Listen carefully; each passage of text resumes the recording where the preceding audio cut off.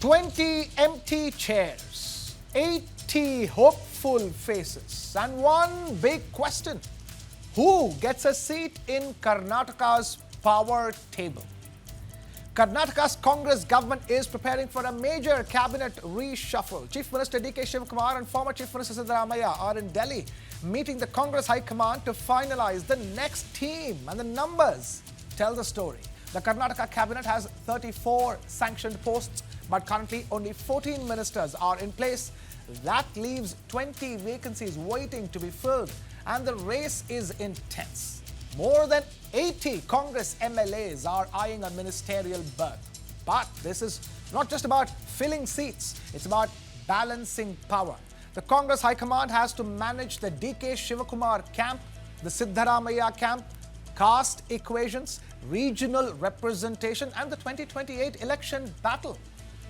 The party is also looking at bringing in younger leaders, a woman minister, and ensuring representation for communities that are currently missing from the cabinet. Names doing the rounds include Lakshmi Hebbalkar, Salim Ahmed, Rizwan Arshad, Lakshman Savdi, and other regional heavyweights. But the reshuffle comes with its own set of challenges. Several senior leaders have already expressed dissatisfaction over their portfolios. From Bengaluru development to key departments, some ministers have questioned whether they got the responsibility they expected. For D.K. Shivakumar, the Chief Minister, this cabinet expansion is more than just a reshuffle. It's a test of his own political balancing skills. Because every new minister will not just get a portfolio, they will also carry the weight of the 2028 Karnataka election strategy. So the big question, will Congress manage to unite its camps, or will the new cabinet open a fresh political battle?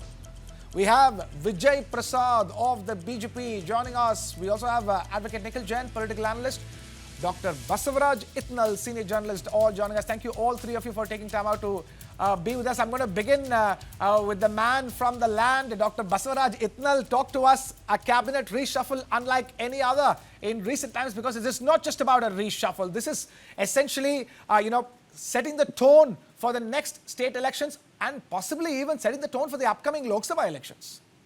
Absolutely, Krishna. Like you said, if the Congress cannot figure out 2028, they cannot figure out 2029. So that being the case, and again, one more thing is that Mr. D.K. Shivkumar's biggest challenge is the time. It is a mid-course change of the government. It's a mid-course change of the cabinet. In the meantime, there are conflicting views on who should be in the cabinet or who should not be. Party high command, including Mr. Rahul Gandhi, tend to favor the youngsters and the new faces, because they perceive that if they don't win the hearts of the young people in Karnataka, they might face certain problems in 2028.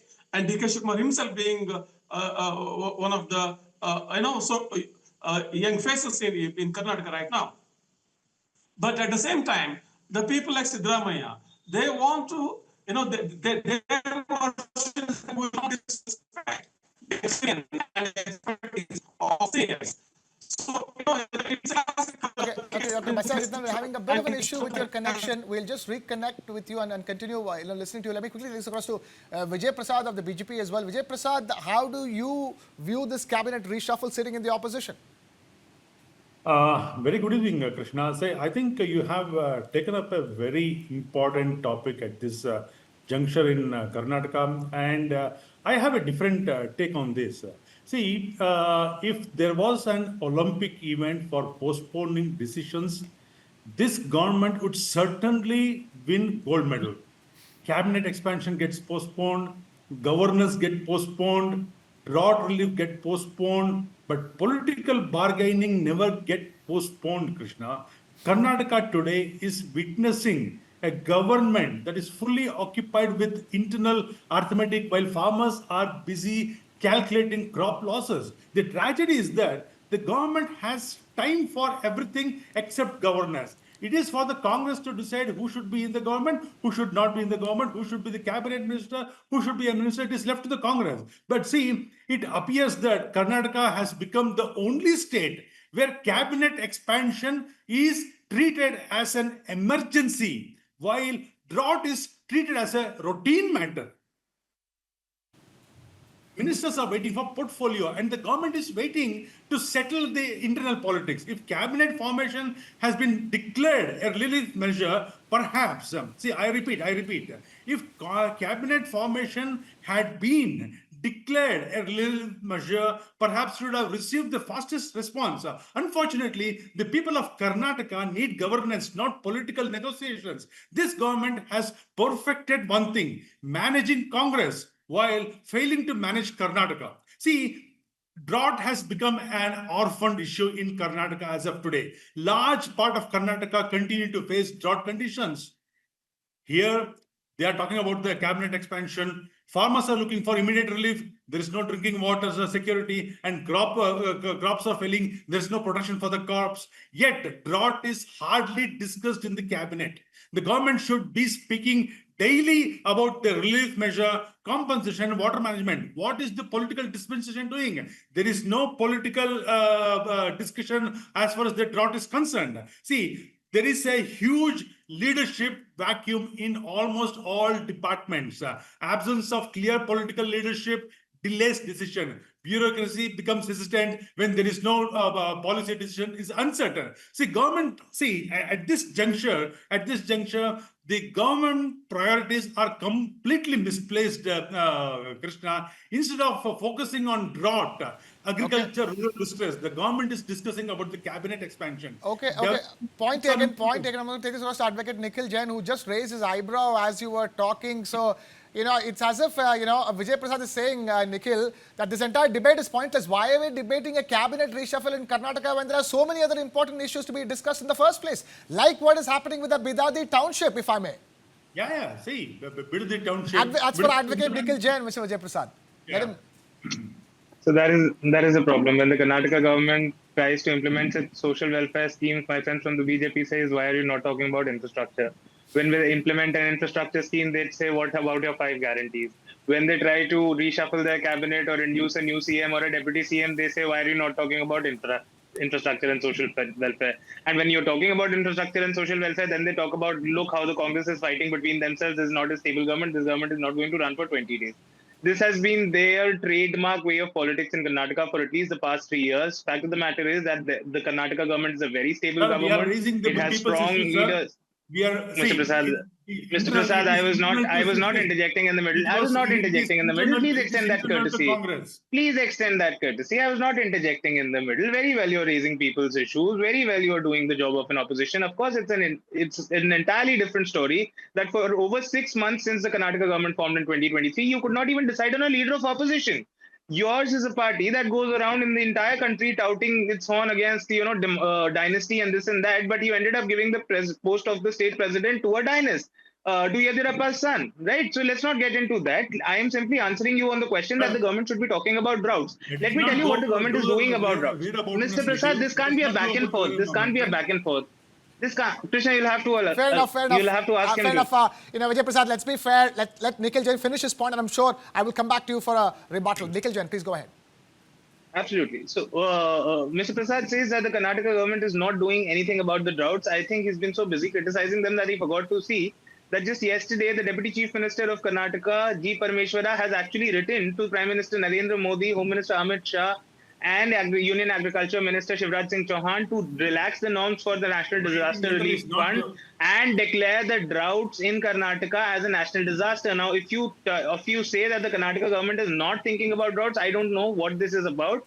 See, you can have your arguments. You can say, no, this is not a national disaster. You can go to the people of Karnataka and tell them, listen, the droughts that you're facing right now, it's not a national disaster. It's a teeny weeny disaster. So let's keep it limited to only the state government. Let's not bring the union government into it. That's perfectly well within your right. But you can't say that the Karnataka state government or the Congress leaders are not doing anything about the drought. They are doing about the droughts. As they are doing about the social welfare measures, as they're talking about AI cities, and as they are running their internal house. At the end of the day, it is a political party. They are going to make ministers. They are going to expand their cabinet members. They are going to give representations to different communities, as has already been done. You have Shivakumar from the Vocaliga community as the CM. You have Parmeshwara from the Dalit community as the Deputy Chief Minister. You have B.K. Hari Prasad meeting Rahul Gandhi along with D.K. Shivakumar and Siddaramaiah, who B.K. Hari Prasad and Siddaramaiah are two tall OBC leaders as well. So this is something any political party would do, should do. And might I also mention that some people might feel that Muslims are perhaps not being appraised by the Congress party in Karnataka as they should be. That's certainly not the case, because there are 3 Rajya Sabha members who've been 3 people have been given the Rajya Sabha ticket from the state of Karnataka in the recent elections. One of them was a Muslim, Mansoor Khan. One of them was a Dalit, Khargeji. One of them was a party senior wing. I really don't understand what is the problem of the BJP in Karnataka. Every single time they have one or the other issue, that is never a real issue. No. Okay, I want to take this back to Basaraj Itnal, but Vijay Prasad wants to have a rebuttal. Vijay Prasad quickly, and then I'll take this back to Basaraj Itnal. Krishna, let's keep this state government writing letter to central government on the other side for the time being. Let Nikhil tell the entire Karnataka what Karnataka government has taken decisive action about the drought situation in Karnataka today. What is the relief measure that they have taken? How many? What is the guarantee that the Karnataka government has given towards the crop loss? And what is the steps taken by the Karnataka government? When there is no water scarcity. See, these are some of the things which Karnataka has. The current Congress government has repeatedly failed to address this. At one time and one morning, they suddenly wake up and they think that they have done their job by writing a letter to the central government.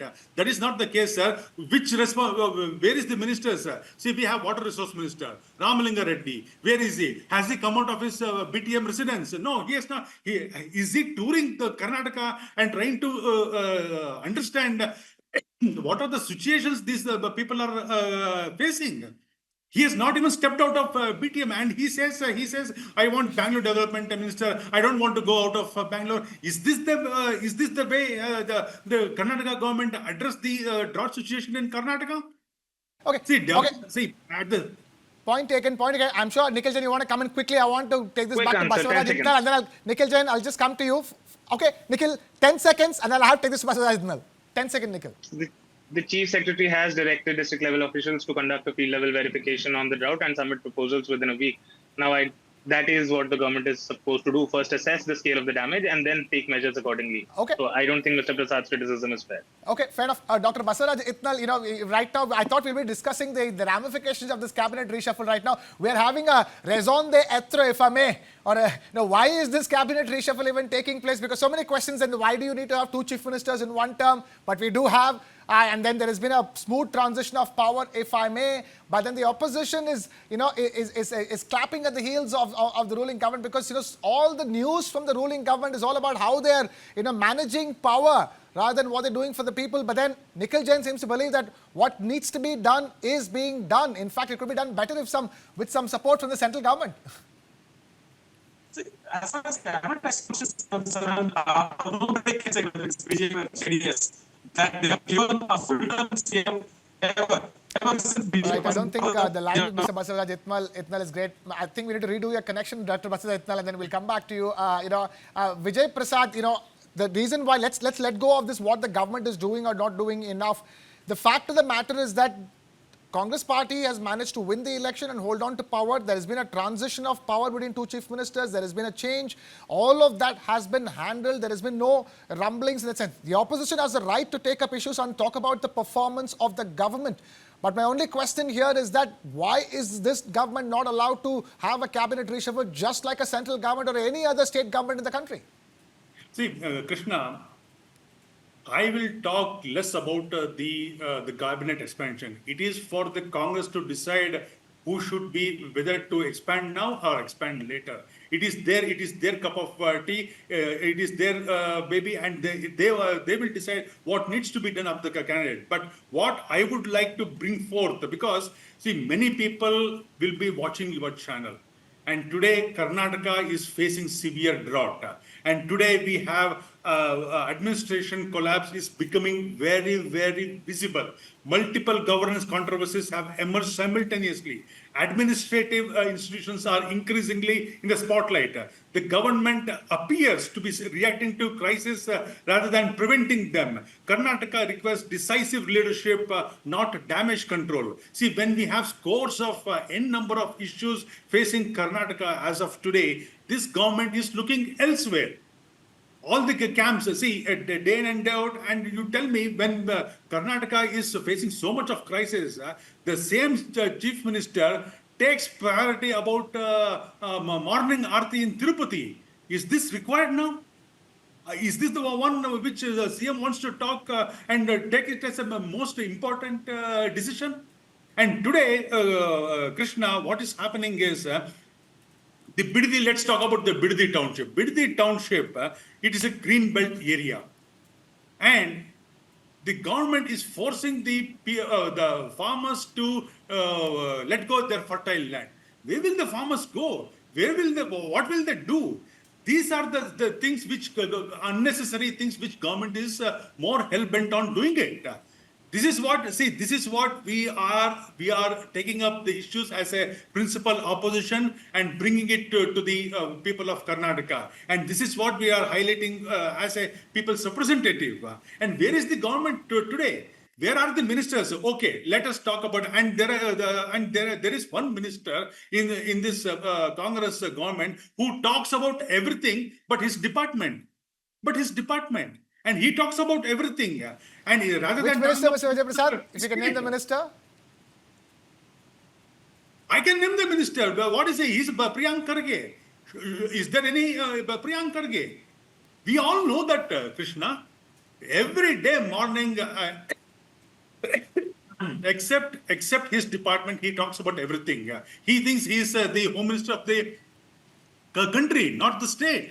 And this is what is happening here is today. It is a misplaced priorities for the Congress government in Karnataka. Okay, fair enough. None of the ministers, none of the 20, whoever is the ministers now today, cabinet industry minister is not visible. Home minister is visible, but talks about the nation rather than the state. We have water resource minister. Where is the revenue minister?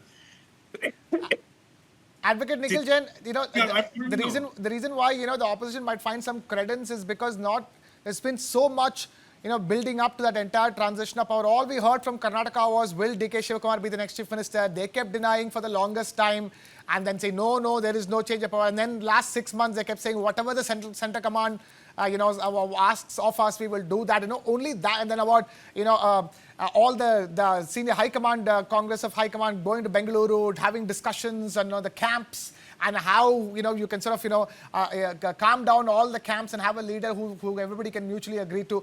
All of this, my only question is, you have a paucity of time, as Dr. Basavaraj Itnal is talking about, when it comes to forming your own strategy to retain power in the next elections. Are you feeling that pinch, that there is time that is running out? Because this needs to settle down.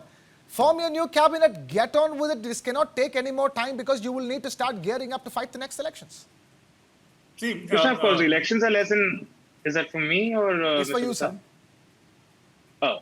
So see, elections, yes, they're just 2 years away, and I think any political party that really knows how to fight elections should be getting its gears ready. It should have the representation metrics in order, governance in place, and politics in place. And I think that is what the Karnataka government is doing right now. So far as you talk about the past 6 to 8 months, when initially the Congress High Command and Congress leaders said that there will be no change of chief ministership, but eventually there was a change of chief ministership, I think that was very wise politically and even from a administrative and bureaucratic perspective. I don't think it is ever good for a chief minister when publicly it is being said that this person is going to carry on as a chief minister only for the next 6 months or 2 months or 1 month or whatever. That undermines the chair of the chief minister. Nobody would have done that to Siddaramaiah ji, and that is why nothing was made public till everything was made final, and that too was done after due consultation with the state leaders, with the national leadership, as it should be in a democratic setup. Number one. Number two, Mr. Prasad says that the revenue minister is nowhere to be seen. Correct me if I'm wrong, but so far as I know, the deputy chief minister of Karnataka, Mr. G. Parmeshwara, also handles the revenue portfolio. He's the same gentleman who's written yesterday to the prime minister and other ministers in the cabinet talking about flood drought relief measures. Writing, you just tell me what you said he's not there. I am pointing out. What do you want? Do you want him to stand outside your house? He's the deputy chief minister. He's out in the public. He's writing a letter to the union government. What do you want him to do? He's not there, was your remark, right? The chief minister 2 days ago had again written to the union government. I really don't understand, Mr. Prasad. What do you expect from the Congress? Do you expect Congress leaders to come and dance in front of your houses? They are ministers. They are going to write to the union government. They are going to speak at the floor of the house. They are going to do press conferences. I'm sorry, but your arguments are trivial. I'm sorry, but your arguments are trivial. No, Krishna. When land is being acquisition from farmers for a development project, after payment of due compensation, you are saying, what are the farmers going to do? The farmers will have the compensation. Does BJP governments in other states not acquire land from farmers for urban projects? They do, as they should. Payment of due compensation is what matters. It always helps. This person comes and trivializes the issue. See, this is what is unacceptable for me. And this person, this gentleman, does not accept the fact that the Karnataka government has totally failed in its governance. It has totally failed. See, it is totally failed. You've not been able to explain how. You say, where is the minister? I point out what that minister has done. Then you say, nahi chalega. This is not how it can proceed, Mr. Prasad. The Karnataka government is not going to line up outside Mr. Prasad's house and ask them what to do, sir. The Karnataka government in its wisdom deems it fair to reach out to the union government for a calamity like the droughts on account of the super El Nino. So that is their prerogative. They are not going to ask a BJP spokesperson, sir, what should I do next? Well, I'm afraid we could keep doing this for a very long time, but we're completely out of time over here on this conversation. I'm going to thank Vijay Prasad of the BJP and Advocate Nikhil Jain for taking time out to be with us.